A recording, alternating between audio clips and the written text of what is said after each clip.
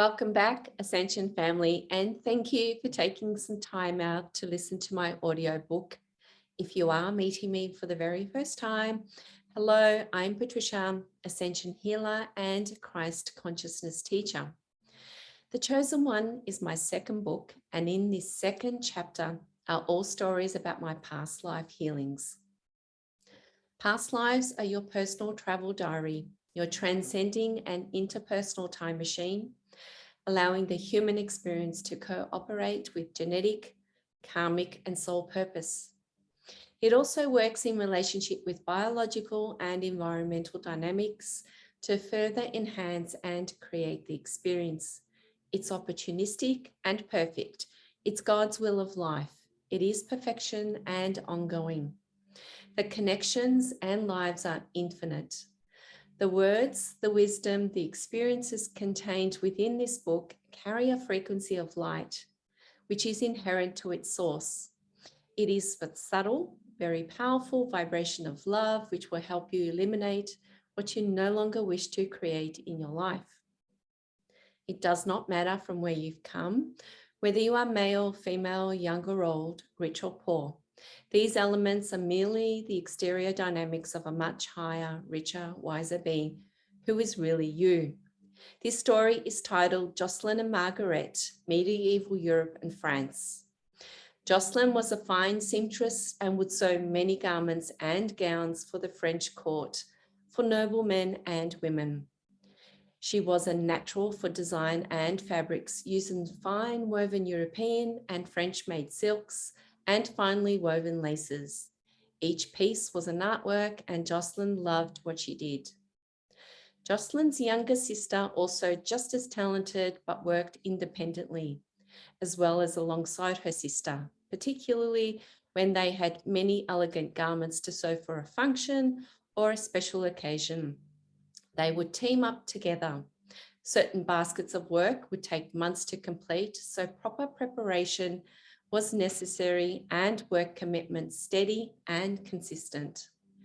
Jocelyn's sister, Margarete, was particularly talented with lace and embroidery work. She would be proficient in delicate beading as well. She had an extraordinary vision, which abled to envision the finished gown or garment before it had even begun. Often brides of noble families would come to see her before consulting anyone. Jocelyn's work was well in demand as well, except for one thing. Jocelyn was married to an angry, jealous, and suspicious man. He was a labourer by day, and yes, he worked hard to provide, but he expected his food, service, wine, and chores completed by the time he came home for dinner. He was angered by Jocelyn's fine and calm temperament, her talents and success. He despised that all her attention was given to her work and not him.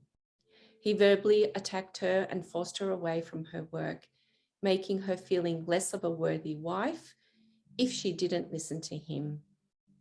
He complained that she should have married her sewing machine instead of a man. Margarete would remind Jocelyn about the pressing timeline on some deliveries to the palace, and Jocelyn would show her distress. I don't know what to do. He's so angry and fed up. He shall leave me if I continue.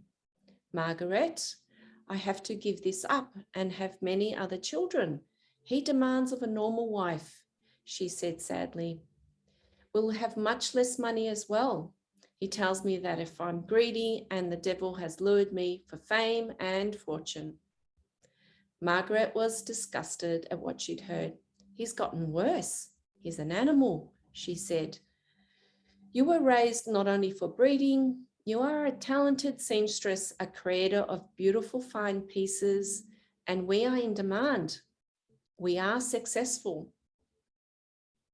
I don't know what to tell you, my sister, but I know one thing.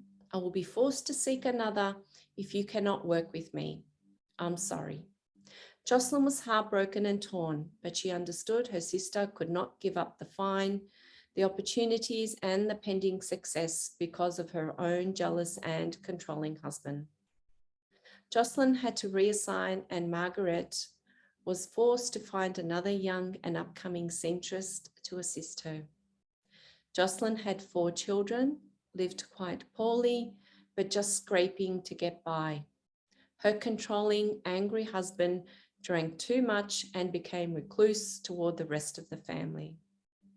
Jocelyn lived a very isolated, lonely life with her 4 children. Margarete developed into one of the most famously known and in-demand seamstress and designers of the time. Healing has taken place. God bless. If you wish to connect with me, my email's in the description below. Also, visit my website for services and products. Till our next story, namaste.